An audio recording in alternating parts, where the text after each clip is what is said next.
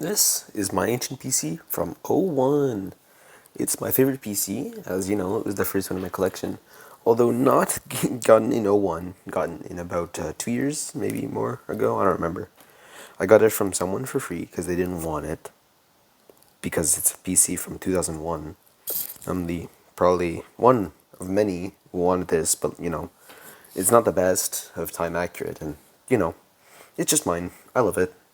So this is a 4 terabyte that was added after the fact because the original ID1 died. As IDE does, there's like a high percent chance that if you had an IDE drive, it already died. So this one's 4 terabyte, but only 2 terabyte is usable because of MBR. So it has a DVD drive, which is a aftermarket edition that I added. You can see it right here. There's a CD drive that is actually factory to it. And we have our power supply, which is only 160 watts. But, it's good enough. You can see right there, that's 160 watts, but I don't think you can see it very well. You're just going to have to take my word. So this Pentium 3 is at 800 megahertz. It is a 1-core, 1-thread chip. My absolute favorite.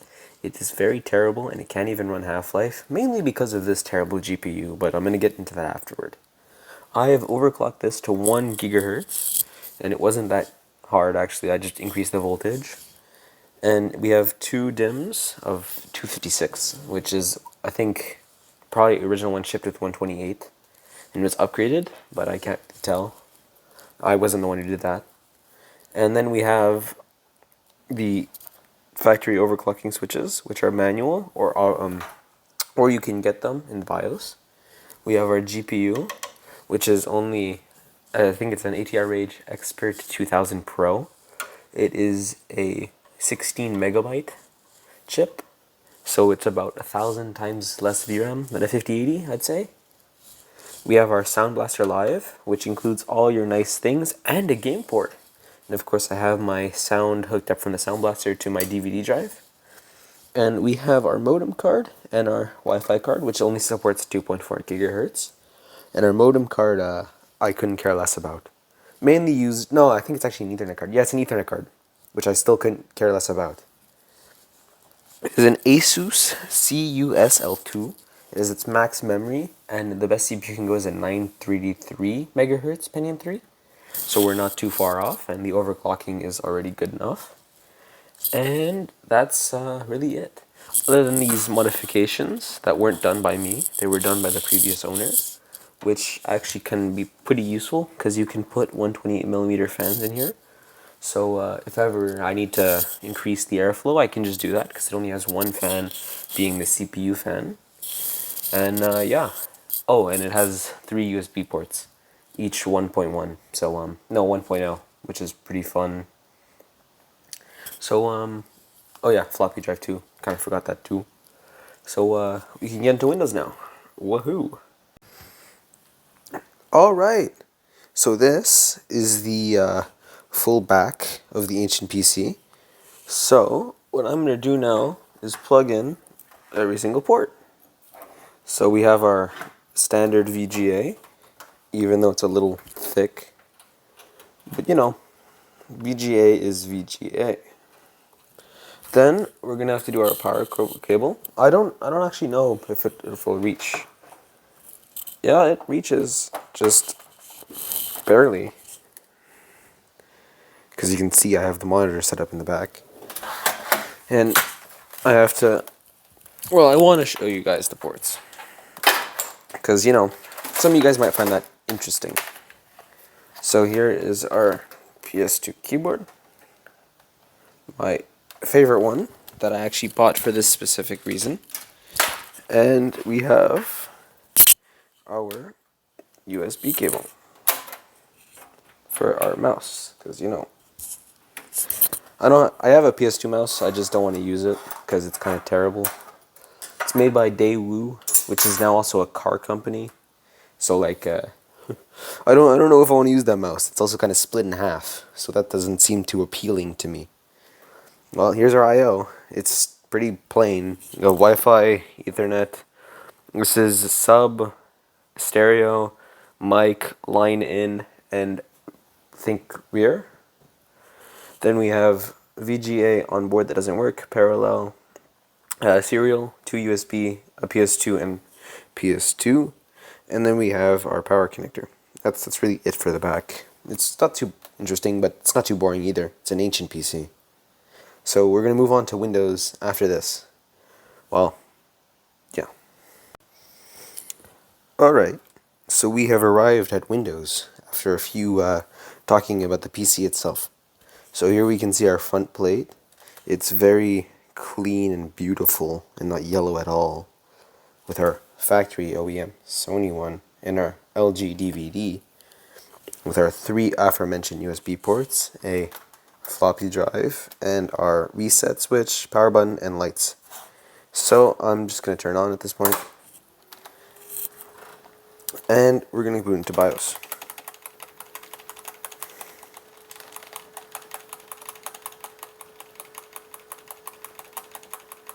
There we go.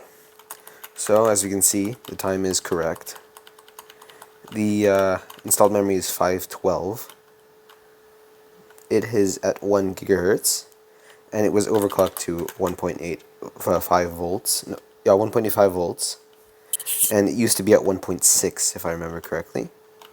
It has nothing to do, there's nothing in here. And there's our DVD drive, which is set to the main, and we have our hard drive, which is 4 terabytes. And yeah, it's really it for the BIOS. I'm going to boot into XP first before 7.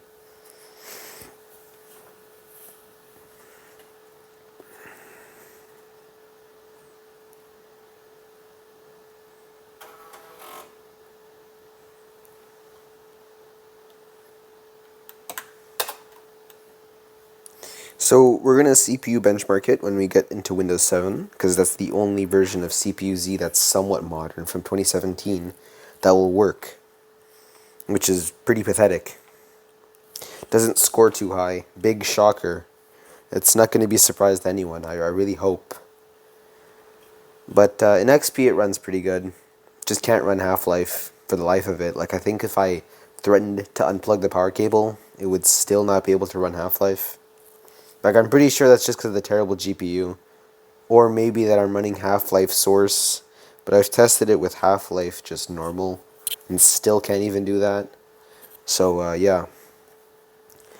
Probably one of the slower PCs, because, you know, it's from 2001. So, there we have Steam, when I don't even have internet. Control panel. There's absolutely no way. It just froze trying to open. Come on. It's not that hard. Oh. Okay, I can't even open the start menu now. No, I think my mouse has autism. Yeah, I just have to press really hard. I remember this issue. I think I used it too much. Come on. Yeah, system.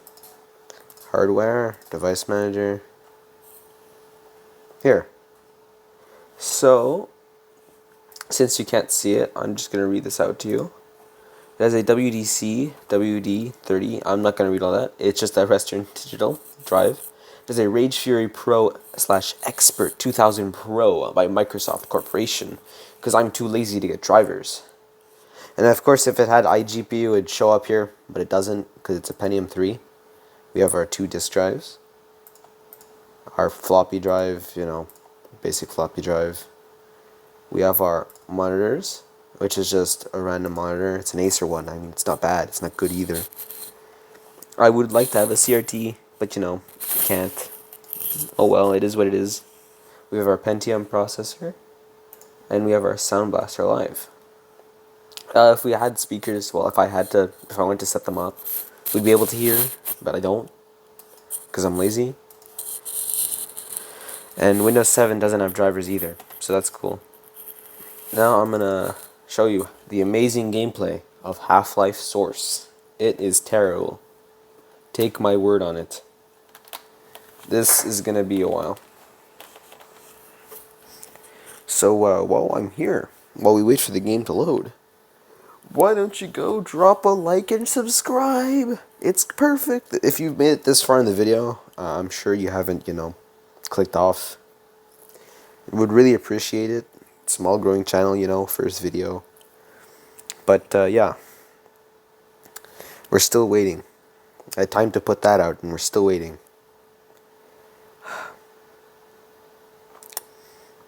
Yep. This PC is very fast. I know, right? So, if I remember correctly, Half-Life runs at like 2 FPS. Doesn't help that it's Source. Ooh. Ooh, yay. New game. Oh, wow. I love the definition. This is this is 640 by 480, by the way. Just saying. It's not even 800 by 600. Like, it's that bad. Ooh, wow. We're doing things. Oh, wow. Speed. Wow. I've never... I think I've seen Half-Life run worse on one thing, and at worst, like... This is better quality than that. Worse quality than that, by the way. Like, I've seen it run worse on other things, but, like, Jesus Christ.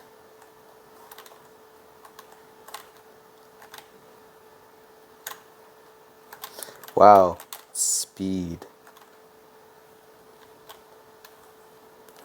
That's enough. Oh, I'm actually just gonna... Okay. We're just gonna get into Windows 7 really quick, and I'm only gonna show you the CPU benchmark, because my camera's getting a little low on power. Like, I only got a couple minutes left. So, we better hope that it lasts. Yeah, 4%.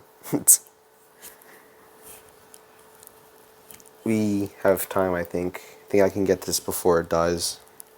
Hopefully.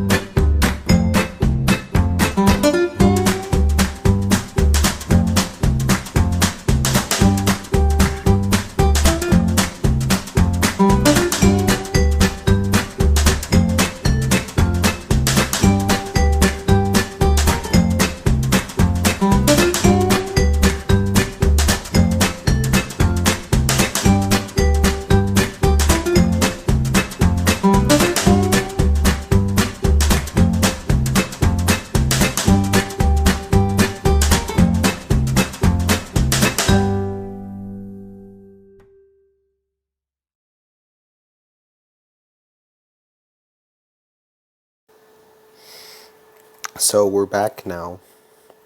This thing is so slow. My phone died before I could do this. So we're back, and now I'm just gonna run the CPU. I don't care about the keyboard, man. Just stay in frame, man. It's gonna still be a while. There we go. Don't worry. Actually, I'm gonna move the keyboard out, just to be respectful. There we go.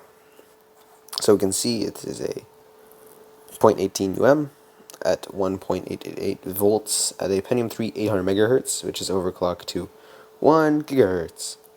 So we have a cache, which is 256 for L2, 16 for L1, and L1D is 16, so L1I is 16 too. Let's see, our motherboard is a CUSL2, I already mentioned that. AGP 2.0, which is a 4x transfer rate. We have a memory of 512 megabytes, Our graphics are terrible. It doesn't even say what it is. Great. And let's bench it. See, this is peak performance from a PC. This is what you want. This is great. I love this. See, I've never seen performance any better than this. This is so good. As you can see, we got a nice 20. The 14900K, I'm pretty sure, gets in the 10,000s. So this is a very good CPU.